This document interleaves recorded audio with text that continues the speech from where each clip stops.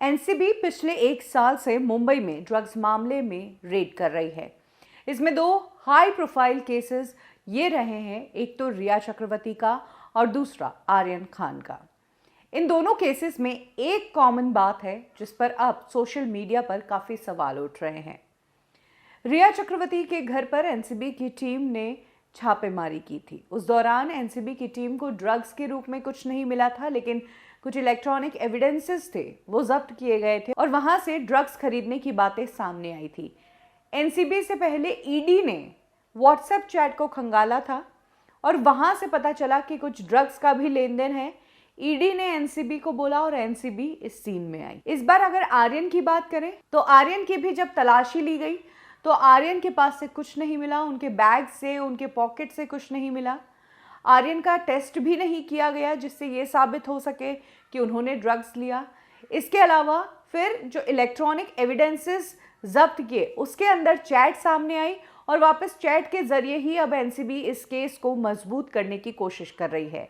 ऐसे में ये कहा जा रहा है कि जब शख्स से कुछ मिला ही नहीं और फिर आप उसका व्हाट्सएप देखते हो, फिर आपको कुछ चैट मिलती है, आप उसके ऊपर केस बनाते हो, तो इनिशियली जब कुछ मिला ही नहीं तो ये इन्वेस्टिगेशन आगे क्यों पहुंची। ये ड्रग्स की जो चैट है ये पहले की चैट है। अकॉर्डिंग टू आर्यन्स लॉयर, उसका कहना है कि आजकल के बच्चे अलग तरह की स्लैंग्स यूज करते हैं, आपके और हमारे समझ में नहीं आती है। For example, will have a blast, इसका मतलब हम पार्टी करेंगे। शब्द अलग होते हैं, उसका मतलब कुछ और होता है।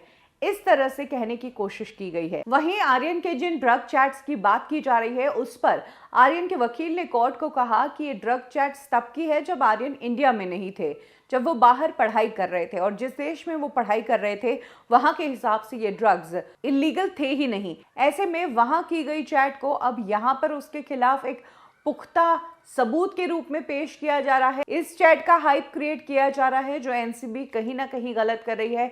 कुल मिलाकर लोगों का ये कहना है कि एनसीबी को रेड में कुछ नहीं मिलता है। एनसीबी सिर्फ व्हाट्सएप चैट खंगाल कर इन लोगों को अक्यूज बना रही है। रिया चक्रवर्ती को भी 2 महीने तक अंदर रखा था। अब रिया चक्रवर्ती बरी है, आराम से घूम रही है, अपना काम कर रही है। जब तक रिया जेल में थी तब तक उसकी खबरें थी। वहीं आर्यन के साथ भी यही होगा, जब तक अंदर है तब तक खबरें हैं। कुछ ही दिनों में आर्यन छूट जाएगा और फिर एनसीबी कुछ प्रूव नहीं कर पाएगी। कहीं ना कहीं एजेंसी को कमजोर दिखाने की बात की जा रही है, लेकिन एनसीबी का कहना है कि इन लोगों को उंगलियां उठाने दो। जब तक ये लोग उंगलियां उठाते रहेंगे तब तक हम और स्ट्रांग बनते रहेंगे। जिस दिन हमारे ऊपर उंगली उठाई गई, हमें फ्रॉड कहा गया, उस दिन हमने मुंबई में 3 जगह छापेमारी की और 1 करोड़ का ड्रग्स जब्त किया। ऐसे ही प्रोफेशनल तरीके से एनसीबी आगे भी काम करती रहेगी।